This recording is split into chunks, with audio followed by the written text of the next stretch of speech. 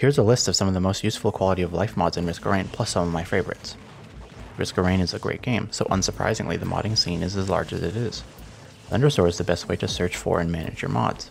Although you can sort by rating or download count and just go down the list, you can easily skip over some of the better mods. This list exists so you don't miss any. Better UI is practically an auto-include when playing with mods. This mod is so helpful I'd recommend always playing with it. Better UI offers several improvements to the vanilla UI with no gameplay changes, starting with item sorting by rarity rather than pickup order. Pressing tab will provide an item count for total items and each type. Better UI offers many more features like a player stats display, buff timers, and menu improvements for Artifact of Command and Scrappers. Another mod that helps with information transparency is Quality of Life chests. By adding outlines to interactables and then removing the interactable after use, this mod clears up any headaches resulting from open chests and runs. Never again will you run over to a blue object in the distance and find that you have already gotten the item and wasted your time, or mistake a Lemurian corpse for a chest.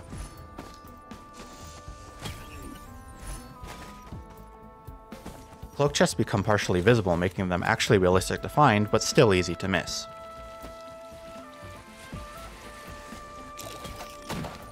These next few are self-explanatory. Proper save allows you to leave a run and continue it later. All you need to do to continue is hit the load button and character select. You can only have one save at a time and it's deleted on death.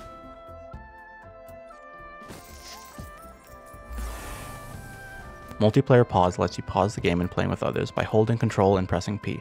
Yeah, oh, one sec. Drop in multiplayer lets players join games that have already started. When entering a game already in progress, random items will be given to you depending on the timer to catch you up. Join the game through Steam's Friends tab. Then you will be in spectator mode. Type join_as followed by a survivor's name, and there you go.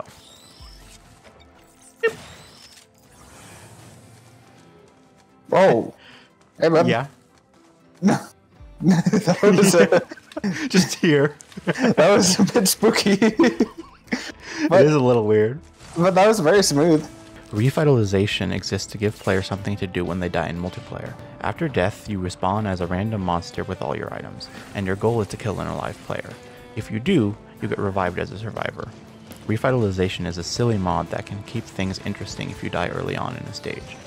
This mod is highly customizable, allowing you to change which monsters players can spawn as and more. Well, tell me what monster you are. Do you not know? Hey. Hey. Hey, no, you're supposed to aggro me. Leave my turrets alone. Hey, it's not fair! It isn't fair, because I have items. Oh, you keep your item? Yes. Interesting. Okay. But if I kill you, I respawn. So it's like, I'm fighting. Yeah, that's right. We're fighting over who actually gets to play. Oh, hi. Oh, hi, Mark. How's it going there, bud?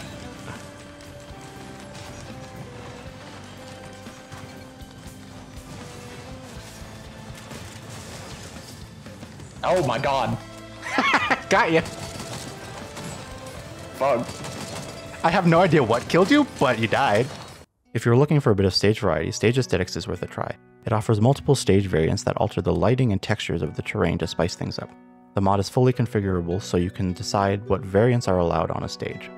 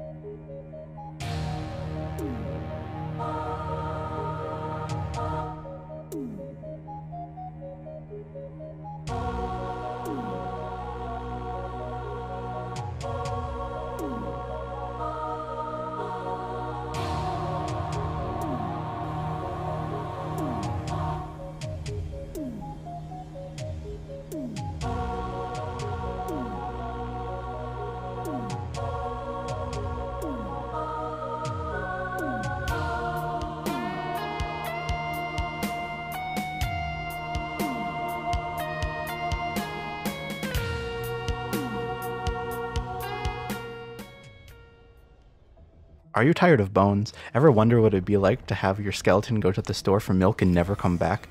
Floppy Survivor simulates this exact situation. Now you can run around like the meat sack you always wanted to be.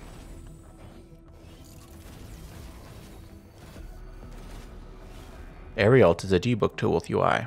It is fantastic for testing builds, practicing specific movement, exploring stages, out of bounds areas, and general goofing around, or anything else. The UI is easy to use, turning Risk of Rain into a sandbox for you to mess around in. This mod also lets you cheat runs and achievements if you want. I use this mod quite a bit when making this video, and also spent some time playing around with the unused content still left in the game.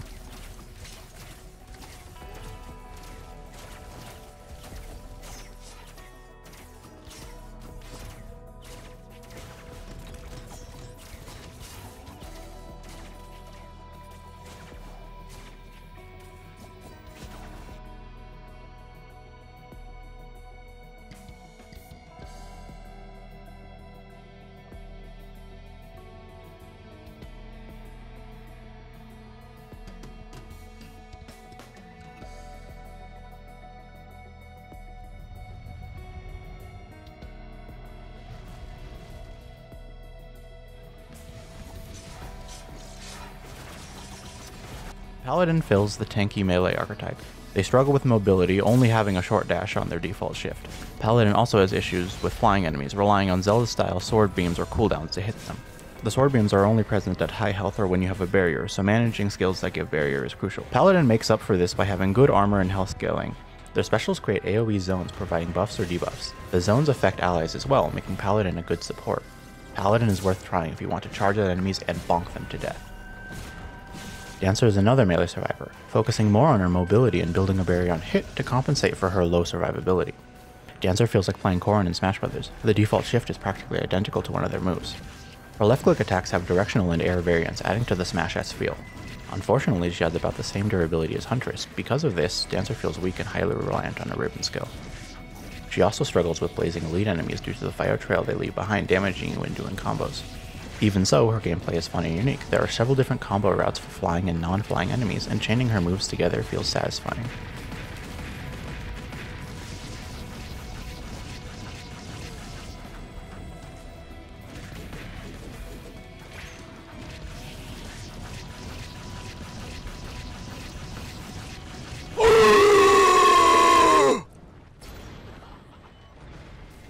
Oh no!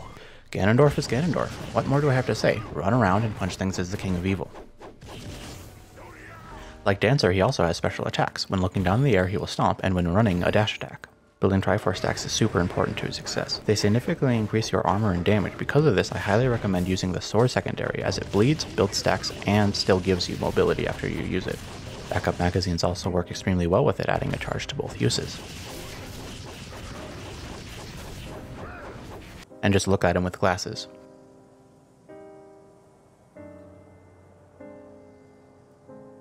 If we have Ganon, then we must also have Link. Unlike Ganon, who uses his smash moveset, Link uses his Breath of the Wild appearance. Bombs, arrows, companion powers, shield, and paraglide are included. Link has many different playstyles due to skill variety. He is capable of Artificer-like gameplay or a more tanky frontliner approach. The Master Shield is very enjoyable when you block as much as possible. Unfortunately, the special skill slot is almost always Poderosa because she is just that good. Revali is okay, but if you have bombs, he is unneeded. The other two are just not that good. Bombs provide mobility when blowing yourself up, allowing for quick stage traversal and easy nude alters. The one warning I have with Link is that floppy survivors is nightmare fuel on him.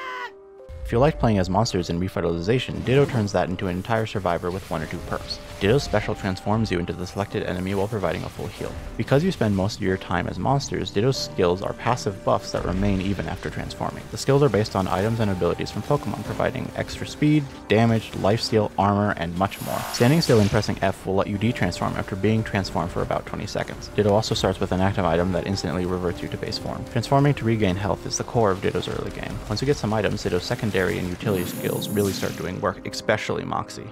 Playing the Survivor is a fun time, but base form Ditto can often be better than transforming, especially if you pick up a Visions of Heresy. When playing with friends, you can transform into your friend Survivor, making Ditto much better. Goku is one of the more involved modded survivors. He has many new mechanics, from form transformations to ki and zenkai boosts. Goku functions unlike any vanilla survivor, being able to fly and having no cooldowns, instead using ki as a resource. There's just something to flying around and punching stuff as Goku that's just fun. Unlocking new forms and skills is an enjoyable added progression to runs. You can even customize what forms will be available in the run. My only criticism is that Goku is fairly overpowered and can make runs too easy.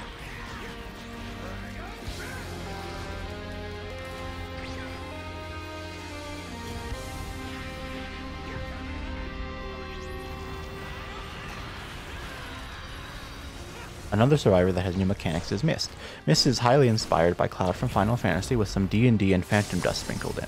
His utility and special open sub-menus containing spells and limit breaks, using spell power and limit meter as a resource respectively.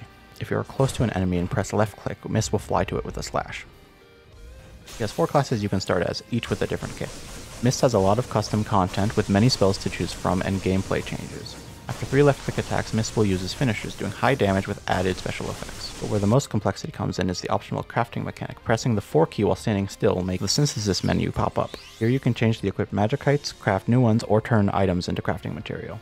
I could write a whole guide on Mist, but a quick tip is to grab the fuel cell array from the start pod and synth it for a free magikite. Give Mist a try, he's probably my favorite modded character. Unfortunately, many modded characters don't work in Eclipse mode, only allowing for repeating E1 and not saving Eclipse progress correctly. Modded character Eclipse fixes this issue. One of the best aspects for mods of any game is skins. Risk of Rain is no exception. There are many skins for vanilla and modded survivors alike. Here are a few I like as an example. But you can always look up the word skin or a survivor's name and find your own favorites.